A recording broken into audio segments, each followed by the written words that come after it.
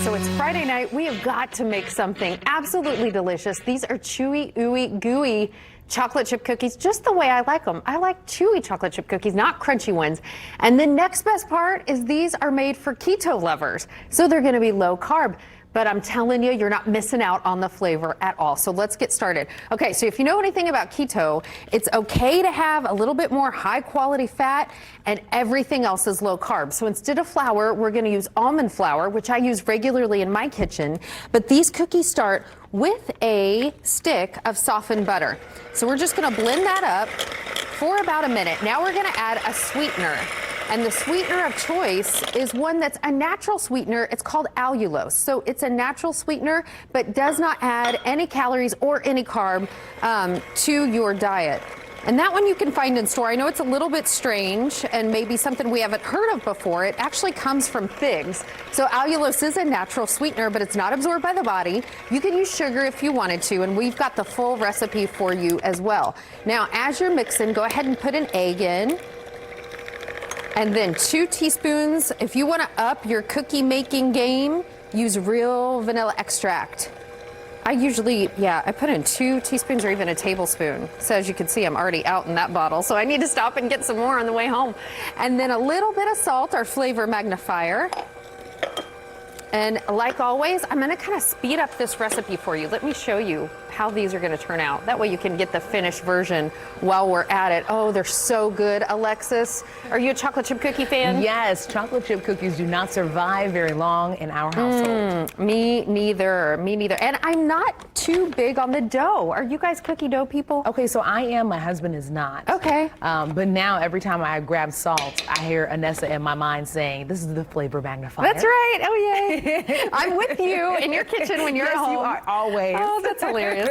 So what I just did was I added almond flour. Okay. So that's just pure almonds ground down into a flour. That's all they are. So it's going to be higher protein, also higher fiber, vitamin E. I call almonds skin food. So literally they give you great skin. Oh, wow. A couple of tablespoons of coconut flour. And coconut flour, you only need a little bit, you guys, because it really drinks up all the moisture. You can almost hear it going gunk, gunk, gunk. Once you put it in a recipe, it's just a thirsty flour.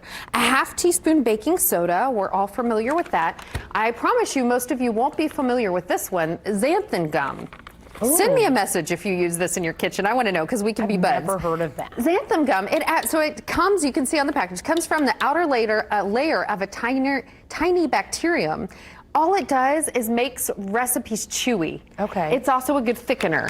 Okay. It's in a lot of things that you're already eating, but rarely do you see it like in a package. Yeah. They have it in the store. I promise you. You probably walk by it all the time. I feel like my cookie IQ just went up like a lot. Yeah. Well, so the thing is, using almond flour, you're not going to get like that classic chewiness that you would with regular flour. Mm-hmm. So by using a half teaspoon of xanthan gum, you can get the same chew factor that we all like.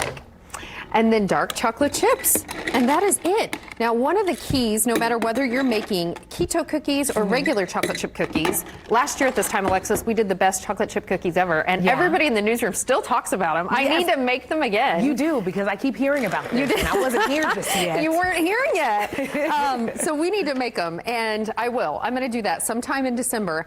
But I gave like the 6 secrets of amazing chocolate chip cookies. And one of them was freeze the batter. If you freeze the batter for 30 minutes or overnight, however long you want, it will make a huge difference in your cookie experience. Oh, wow. So I have some frozen batter right here, and I always use a scoop. And the other thing I always use is a Silpat. I saw that you used that. Yes, I do. It was a wedding gift, and honestly, one of the best wedding gifts. So if you're looking for something good and not too expensive to give to a couple or a family, that's it. It is it, and they come from France. That's the only place they come from. They make amazing cookies in here. I know you guys can see those right there. That's how they turn out. They're chewy, they're delicious. I'm gonna slide one on down to you so you can try them, Alexis. Oh, absolutely. They take about 8 minutes at 350. Okay. And I like them underdone. Look at this. Take them, isn't it? It just it just melts in your mouth. This is great. Makes a Friday better. They're therapeutic. My daughter asked me, she goes, Mommy, is therapeutic a good thing? I said, absolutely. It's like Disney World in your mouth. That's Yes, what Nine, it is a good thing. This is so flavorful. I love it. And you can really taste the chocolate chips. Yes, yep, and a good vanilla punch as well. So yeah, don't forget, take those out of the oven before they look done if you want them super gooey and chewy and great to kick off the first weekend in December. So good. I'm going to dive into these. We will see you right after the break.